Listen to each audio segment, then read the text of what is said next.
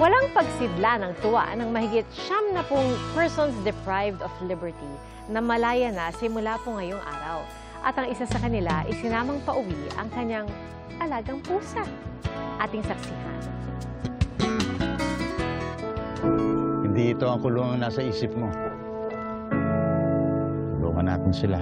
Sa MMFF Best Picture na Green Bones na gawa ng GMA Pictures at GMA Public Affairs, maraming naantig sa kwento ng pusang si Kuting, ang alaga ng isa sa mga kasamang PDL ng bidang si Dennis Trillo. Tila kamag-anak na ang turing ng karakter ni Ronnie Lazaro kay Kuting.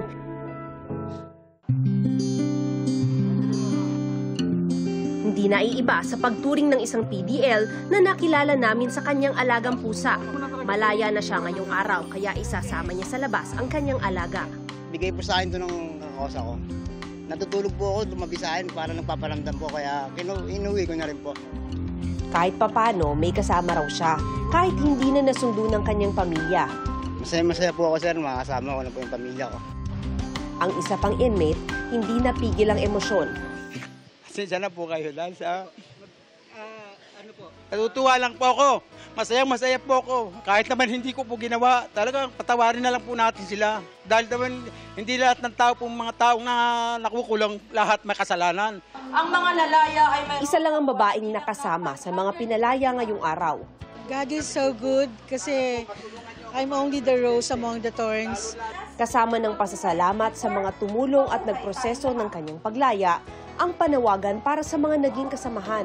Alam ko po, kinukumikilos po ang documents para sa kalayaan namin. Maraming salamat po. At sana po para mas madami pong sasayang pamilya, lahat po ng mga nasa infirmary, mga bedridden, pakitutukan niyo po yung mga kaso po nila. Ang pamilya ng isa pang inmate, may plano na raw para sa kanya. Yung mga anak ko, yun po na may bibigay na rin po silang sa akin na para kaagad maging trabaho ko, kabuhayan po. Mula nang pumasok ang taon, mahigit 500 PDL na ang pinalaya, kabilang ang mga nasa newly libid prison sa Muntinlupa. May pabaon sa kanilang mga hygiene kit na naglalaman din ng cash para sa mga unang gastusin katulad ng pamasahe. Panawagan ng mga opisyal ng Bucor sa publiko na way bigyan ng pagkakataon ang mga nagkamali na makapagbagong buhay. Ang kanilang pagnanais na maging mabuting mamamayan ay isang hakbang tungo sa mas maayos at mas mapayapang komunidad. Para sa GMA Integrated News, Mav Gonzalez ang inyong saksi. Mga kapuso, maging una sa saksi. Mag-subscribe sa GMA Integrated News sa YouTube para sa iba't ibang balita.